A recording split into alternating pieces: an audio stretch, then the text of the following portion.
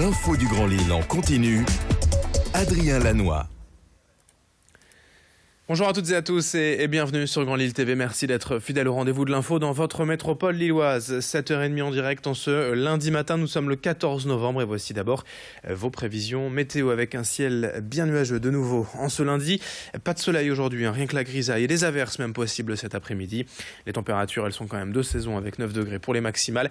Météo complète à suivre après ce journal. À la une également l'info au trafic avec déjà de nombreux ralentissements à l'approche de l'agglomération lilloise. Sur la 25, sur la RN 41, la 1, la 23 et la 22. Bref, les ralentissements habituels en ce lundi matin, 7h30 et déjà du monde sur les routes. Soyez prudents et patients au volant. Pour démarrer cette édition, reportage tout d'abord à Wattrelos, auprès de l'association locale des Restos du Cœur. Alors que la campagne hivernale s'ouvre dans une semaine le 22 novembre, ici chacun est encore marqué par les actes de vandalisme vécus en mai dernier. Souvenez-vous, une douzaine de véhicules avaient été incendiés en une nuit pour un préjudice total de plus de 300 000 €. Depuis, le centre logistique s'est relevé et se tient prêt pour la 32e campagne hivernale de l'association. Dans la métropole lilloise, environ 30 000 personnes bénéficient chaque hiver de la distribution de repas. Et 85 centres d'accueil ouvriront dans une semaine pour aider les plus démunis à passer l'hiver. Explication complémentaire au micro de Xavier Silly. La sécurité ici sur le site, oui, on a pris le minimum parce qu'on n'a pas de moyens considérables pour totalement assurer une sécurité totale. Mais donc on a installé des caméras, des éclairages le soir. Bon, voilà, c'est de la dissuasion que nous faisons et qui est effectivement importante parce qu'on n'aimerait pas que ça se reproduise. C'était assez terrible. Mais maintenant, bon, on est prêt, on attaque la nouvelle campagne d'hiver dans des conditions qui sont bonnes sur le plan de notre organisation, mais qui sont toujours pas très bonnes pour les gens que nous accueillons, puisque on a à faire face à la grande pauvreté, qui est quand même ici dans notre région lilloise, peut-être plus forte qu'ailleurs. Autre image, autre info dans ce journal, les portes ouvertes de l'école de la seconde chance. Aujourd'hui à Roubaix, créée il y a 10 ans, en 2006, cette structure accueille des jeunes en situation de décrochage scolaire et tente de les remettre sur le chemin de l'insertion. Une cinquantaine de jeunes de 18 à 25 ans, ils sont suivis chaque année avec un accompagnement à la carte en fonction des envies et des aptitudes de chacun. Il y a des formations et des stages et après 9 mois de prise en charge, plus de 70% des jeunes trouvent un emploi.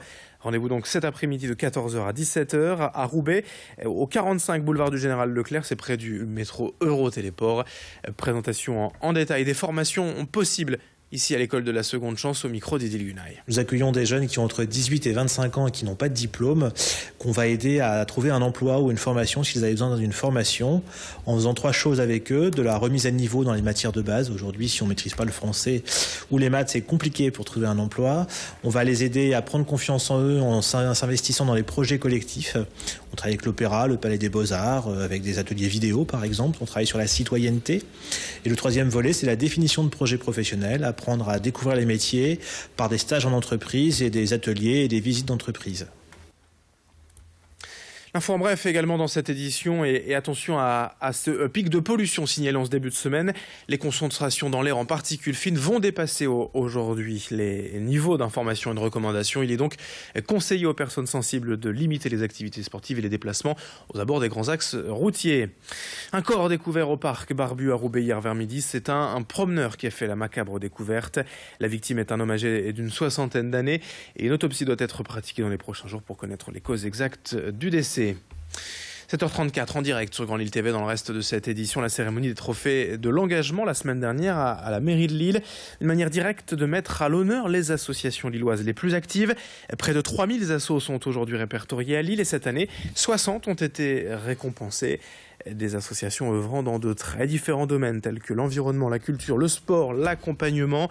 L'objectif avant tout est bien de récompenser les Lillois discrets mais absolument méritants.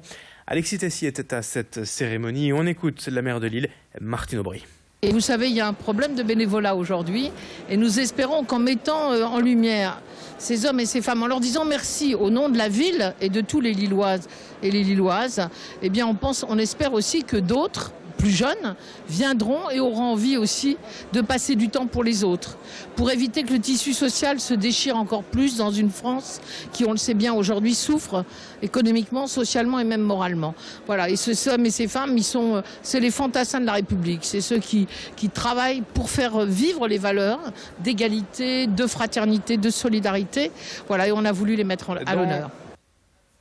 Dans cette édition, on s'intéresse également aux maisons passives, ces habitations sans chauffage mais tout à fait fonctionnelles et habitables évidemment. À Templeuve, l'architecte Vincent Delcine proposait une journée porte ouverte ce 11 novembre. Ici, l'objectif est de se chauffer sans chauffage grâce au renouvellement de l'air. Les VMC installés dans la maison permettent en fait de faire rentrer, de filtrer l'air extérieur et de le chauffer grâce à l'air intérieur évacué. Un système efficace, sans perte énergétique. La facture d'électricité est ainsi réduite considérablement, mais le surcoût à la construction est tout de même de 10 à 15%.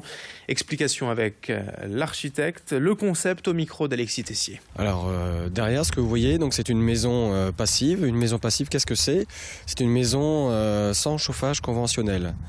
Donc c'est une maison qui consomme très peu d'énergie, donc 15 kWh par mètre carré par an, et qui se chauffe grâce en majorité par l'apport solaire, les apports internes qui sont les habitants et les appareils électroménagers.